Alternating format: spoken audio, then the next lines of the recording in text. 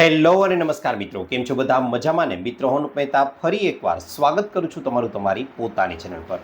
મિત્રો, અટકેલું માસિક આ ખરેખર આજકાલ ઘણી બધી મહિલાઓ, ઘણી બધી માતાઓ, ઘણા બધા બહેનોની ખૂબ જ સામાન્ય બનતી જતી સમસ્યા છે.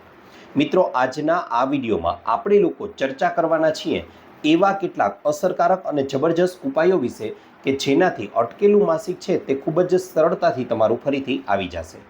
તેની સાથે સાથે માસિક સંબંધિત કેટલીક સમસ્યાઓ જેમ કે પીસીઓડી છે, યુટીઆઈ છે, આવી સમસ્યાઓ પણ બહેનોમાં રહેતી હોય છે, તો તેનો ઈલાજ પણ સૂચવવાનો છું. તેની સાથે સાથે માસિક છે તે શા માટે અટકે છે, આ ઉપરાંત માસિક છે તે દર મહિને ન આવવાનું કારણ શું હોઈ શકે તે વિશેની પણ ચર્ચા કરીશું. અને વિડીયોના અંતમાં હું તમને લોકોને એવા કેટલાક અસરકારક ઉપાયો સૂચવવાનો છું કે જેનાથી તમારું માસિક છે તે ખૂબ જ સરળતાથી આવી તો જશે જ, પણ તેની સાથે સાથે તમારા માસિકના દિવસો છે એ પણ ખૂબ જ સરળતાથી પસાર થઈ જશે. તો ચાલો જરા પણ વાર ન લગાડતા સીધો જ શરૂ કરી દઈએ આજનો વિડીયો.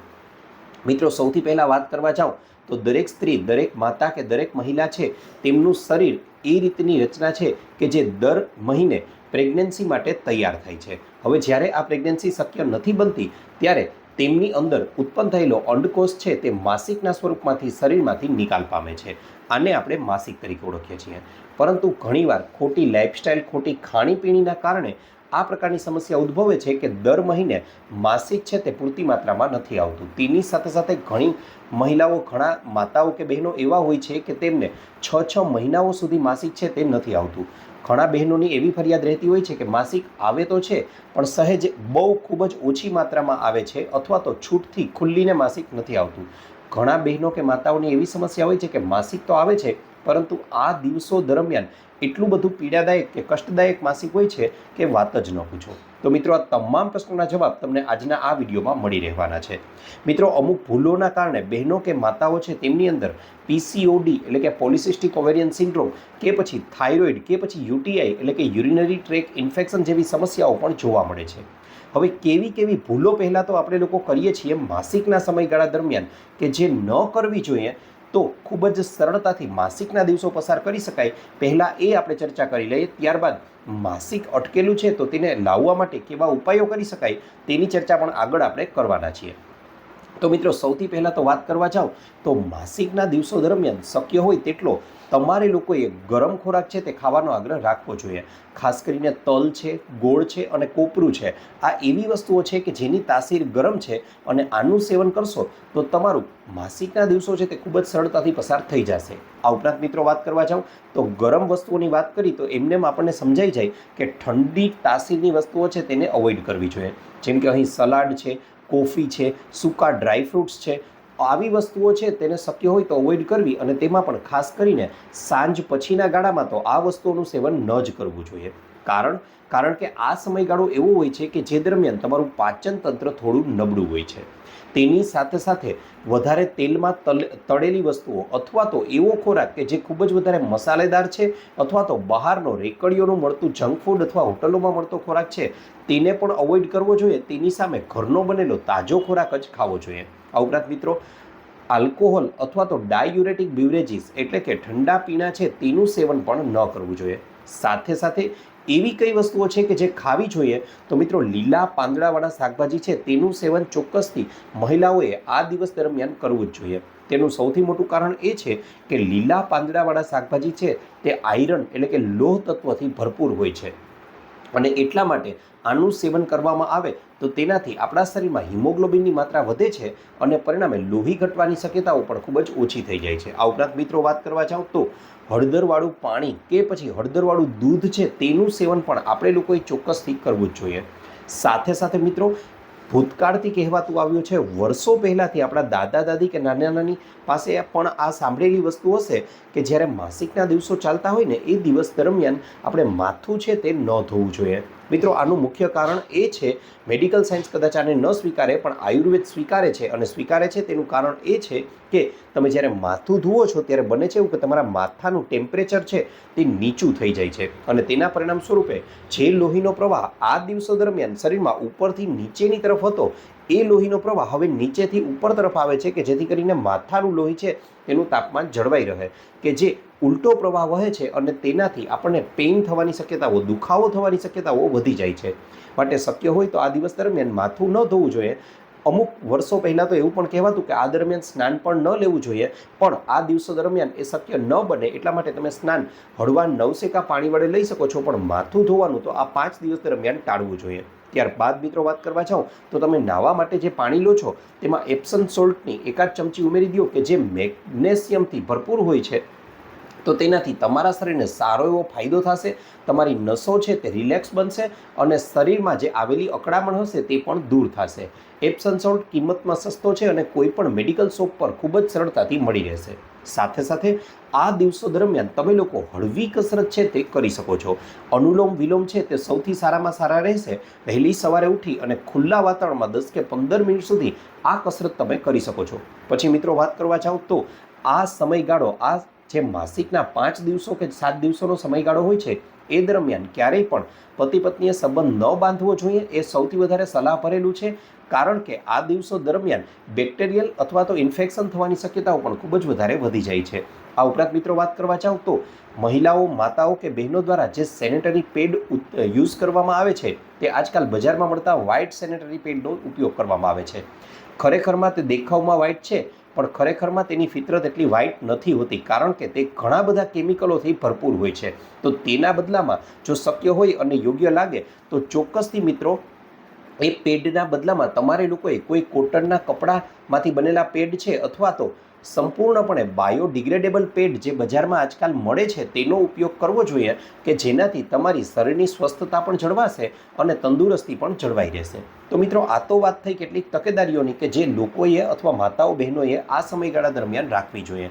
આ ઉપરાંત મિત્રો વાત કરવા જાઉં તો અમુક ચોક્કસ એવી લાઇફસ્ટાઇલ સૂચવું છું કે જેના કારણે બહેનોમાં પીસીઓડી કે પીસીઓએસ અથવા તો થાઇરોઇડ છે કે યુટીઆઈ એટલે કે યુરિનરી ટ્રેક ઇન્ફેક્શનની સમસ્યાઓ ઉત્પન્ન થઈ છે તે નહીં થાય. તેની સાથે સાથે એવી માતાઓ કે બહેનો કે જેમને મોનોપોઝનો સમયગાળો આવી ગયો છે તેમનો પણ આ સમયગાળો ખૂબ જ સરળતાથી પસાર થઈ જશે. એ માટે એક આખું રૂટીન તમને સૂચવું છું. એ રૂટીનને ફોલો કરશો તો ચોક્કસથી તમને લોકોને ખૂબ જ વધારે સરળતા રહેશે. વહેલી સવારે ઉઠી અને મિત્રો યાદ રહે, આ જે રૂટીન સૂચવું છું તે માસિકના સમયગાળા દરમિયાન નથી કરવાનું, એ સિવાયના સમયગાળા દરમિયાન કરવાનું છે.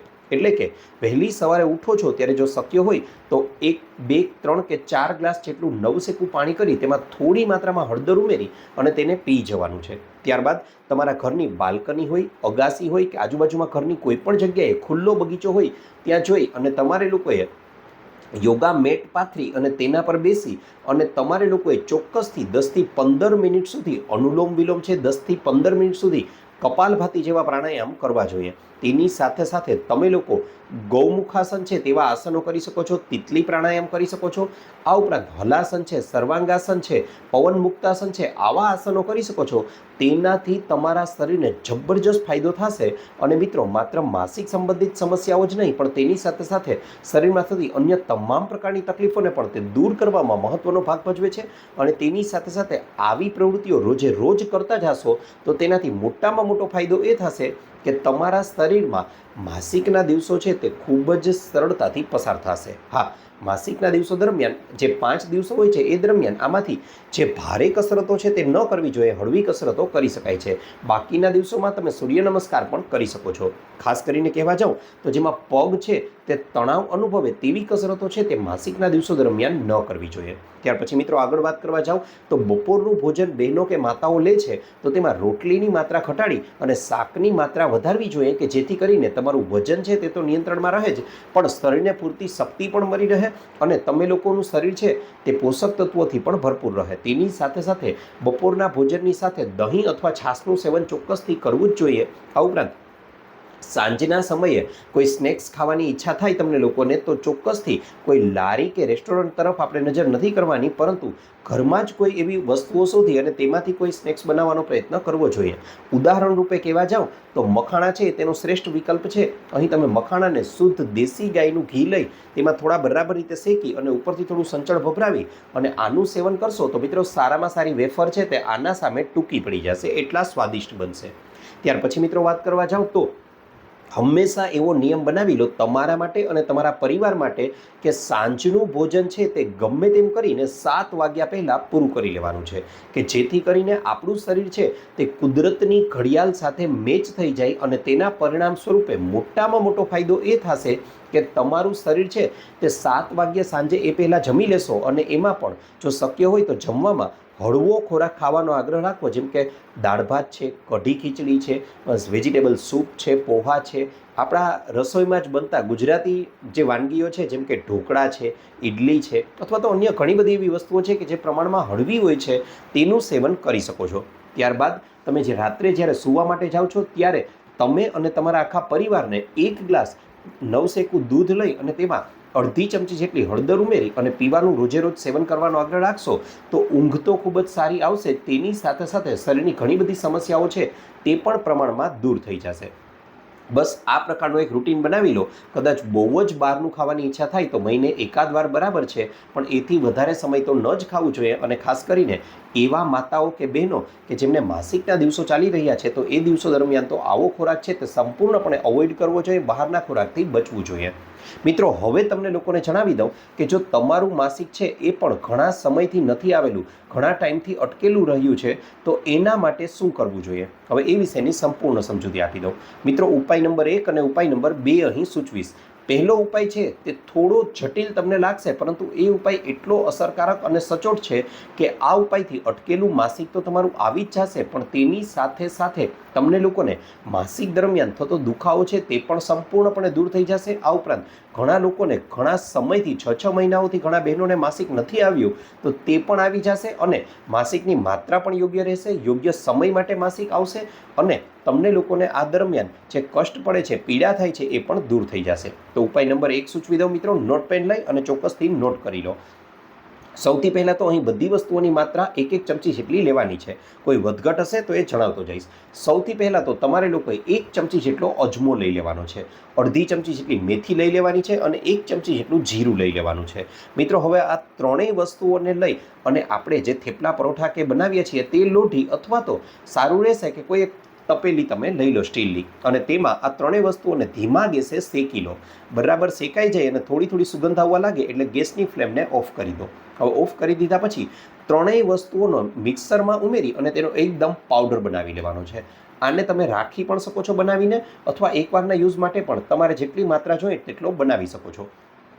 હવે આ પાવડર બનાવી લીધા પછી બીજી બાજુ એવું કરવાનું છે કે તમારે લોકોએ એક લોખંડની કડાઈ હોય તો સૌથી સારું, ન હોય તો સ્ટીલની તપેલી અથવા કડાઈ પણ ચાલશે.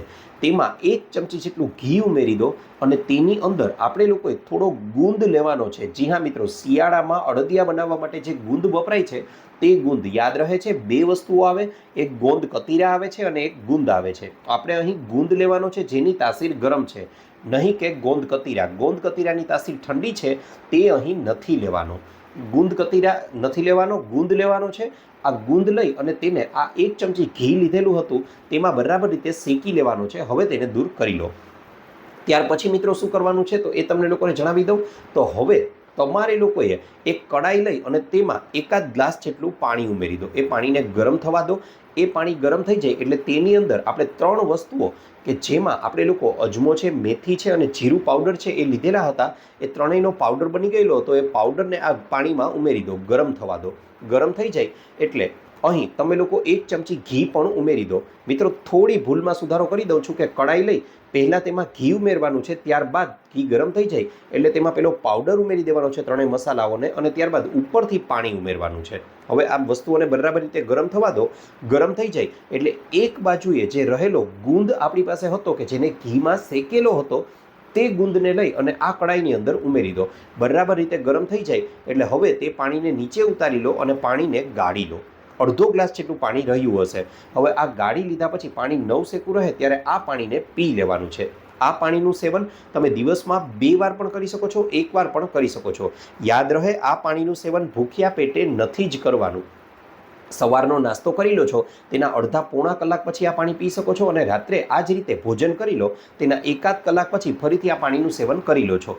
1 દિવસમાં 2 વાર સેવન કરી લેશો ને બીજા દિવસે ખૂબ જ સરળતાથી તમારા પીરિયડ્સ છે તે આવી ગયા હશે. અને પીરિયડ્સ આવી જાય તો પણ આ પાણી પીવાનું બંધ નથી કરવાનું. આગલા 4 દિવસ સુધી આ પ્રયોગને કન્ટિન્યુ કરો, કારણ કે આનાથી તમારા જે માસિક દરમિયાનનો પેઇન છે, જે દુખાવો છે, તે ખૂબ જ સરળતાથી ચાલ્યો જશે, માસિક પણ છૂટતી આવશે અને તમારા પીરિયડ્સ છે તેની પૂર્ણાહુતિ પણ ખૂબ જ સરળતાથી થઈ શકે છે. એટલે આ પ્રયોગ તમે લોકો કરી શકો છો અટકેલું માસિક લાવવા માટે.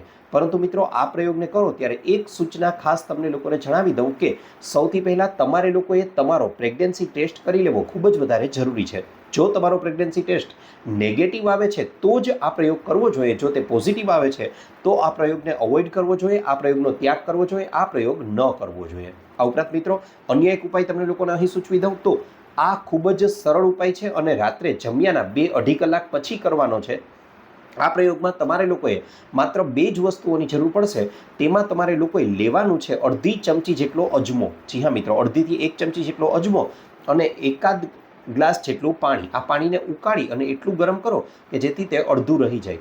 હવે એ પાણી થોડું ઉકળી જાય એટલે તેમાં અજમો છે તેને ઉમેરી દો અને પાણીને અડધું રહી જાય ત્યાં સુધી ગરમ કરો. ગરમ થઈ ગયા પછી હવે આ પાણીને નીચે ઉતારી લો, ગાળી લો અને ત્યારબાદ ગાળી લીધા પછી જે પાણી વધ્યું છે તેને પી જવાનું છે રાત્રિના સમયે. બીજા દિવસે વહેલી સવારે તમારું માસિક છે તે ખૂબ જ સરળતાથી આવી ગયું હશે.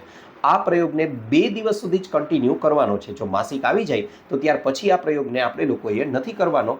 માત્ર એક જ વાર કરશો પ્રયોગ તો પણ તમારું માસિક આવી જશે. ફરી એકવાર એ જ વાત મિત્રો કે જો તમારો પ્રેગ્નન્સી ટેસ્ટ પોઝિટિવ આવે છે, એટલે કે હકારાત્મક આવે છે, તો આ પ્રયોગને નથી કરવાનો. જો તે નેગેટિવ આવે છે તો જ કરી શકો છો. અને તમારા લોકોનું માસિક છે તે ઘણા સમયથી અટકેલું પડ્યું છે અને પ્રેગ્નન્સી ટેસ્ટ નેગેટિવ આવે છે તો ચોક્કસથી આ પ્રયોગને કરી શકો છો. તેનાથી તમને લોકોને સારો એવો લાભ જોવા મળશે. આશા રાખું છું મિત્રો આપને અમારો વિડીયો ગમ્યો હશે. વિડીયો ગમ્યો હોય અને તમને એવું લાગતું હોય કે વિડીયોમાંથી કંઈક નવું જાણવા મળ્યું છે તો આપજો એક નાનકડું લાઇક અને ચેનલને કરી લેજો સબસ્ક્રાઇબ આવા અન્ય વિડીયો મેળવવા માટે. આ ઉપરાંત આપને પણ કોઈ હેલ્થ કે બ્યુટી સંબંધિત સમસ્યા હોય તો એ પણ જણાવજો. અમે તેને અનુરૂપ પણ નવા વિડીયો લાવવાનો પૂરતો પ્રયાસ કરીશું. સાથે સાથે તમે લોકો આ વિડીયોને કયા ગામ, કયા શહેર, કયા તાલુકા, કયા જિલ્લા કે કયા દેશમાંથી જોઈ રહ્યા છો એ પણ અમને જણાવજો. કારણ કે અમને લોકોને જાણીને ખૂબ જ આનંદ થાય છે કે અમારી ઓડિયન્સ અમને ક્યાંથી નિહાળી રહી છે. આપનો ખૂબ ખૂબ આભાર.